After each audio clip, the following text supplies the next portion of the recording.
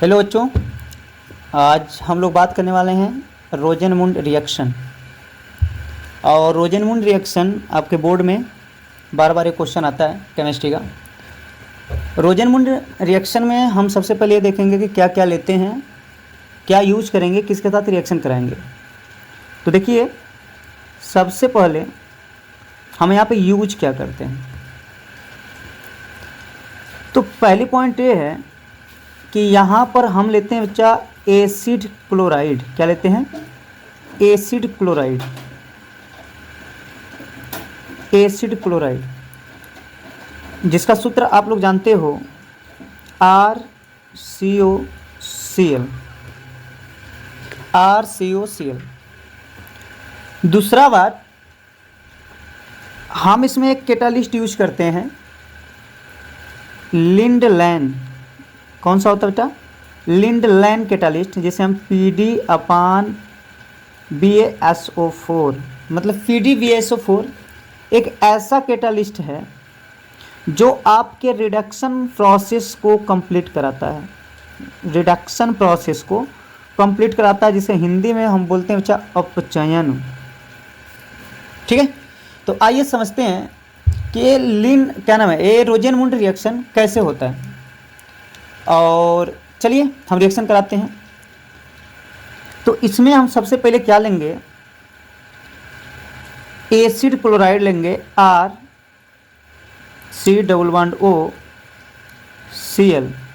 और इसका जब हम अपचयन कराते हैं तो अपचयन का मतलब आप लोग समझ ही रहे हो कि हाइड्रोजन के साथ क्रिया कराते हैं। In the presence of PdBaSO4। PdBaSO4। तो जब आप इन दोनों का रिएक्शन कराते हो ना, तो सबसे पहले एसिड क्लोराइड के बीच बॉन्ड टूटता है। किसके बीच में टूटता है?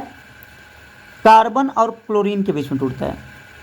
आप अच्छे जानते हो बच्चा कि जो क्लोरीन है इसकी इलेक्ट्रोनिगेटिविटी 3 होती है और कार्बन की इलेक्ट्रोनिगेटिविटी 2.5 होती है।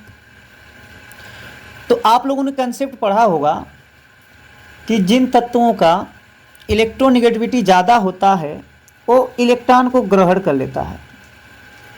जिन तत्वों का इलेक्ट्रोनिगेटिविटी ज़्यादा होता है वो इलेक्ट्रॉन को ग्रहण कर लेता है, तो जिसकी वजह से इसके ऊपर आ जाता है माइनस चार्ज और कार्बन के ऊपर आ जाता है प्लस चार्ज। क्या हो जाता है? जिसकी वजह से क्लोरीन के ऊपर क्या आ जाता है? माइनस चार्ज, और कार्बन के ऊपर आ जाता है प्लस चार्ज।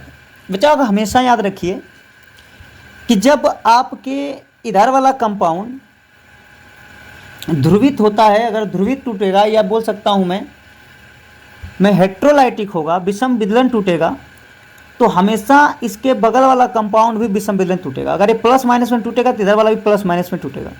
तो जब आपका क्या नाम है, हाइड्रोजन गैस जो है, यह जो हाइड्रोजन है, जब इसके साथ रिएक्शन करेगा तो अगर ये प्लस माइनस टूटा तो भी प्लस माइनस टूटेगा, तो एक प्लस बन जाता है, एक माइनस बन जाता है।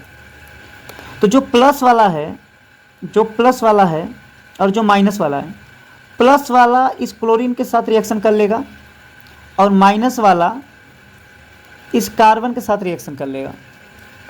तो आप देखोगे कि रिएक्शन क्या बनेगा? RCOOH और क्या निकलेगा? HCl। क्या निकलेगा? HCl। तो रोजेनमुंड अभिक्रिया से हम प्राप्त करते हैं बच्चा एल्डिहाइड। क्या प्राप्त करते हैं? एल्डिहाइड प्राप्त करते हैं। तो मुझे विश्वास है कि ये रिएक्शन आपको समझ में आया होगा। चलिए अगली दूसरी रिएक्शन करते हैं। लेकिन इसमें एक कंसेप्ट और जानिए कि अगर एसिड क्लोराइड का रिएक्शन PdBaSO4 के साथ कराएंगे तो यह केवल आपको एल्डिहाइड तक ही बनाएगा, यह केवल एल्डिहाइड तक ही इसका अपचयन करेगा।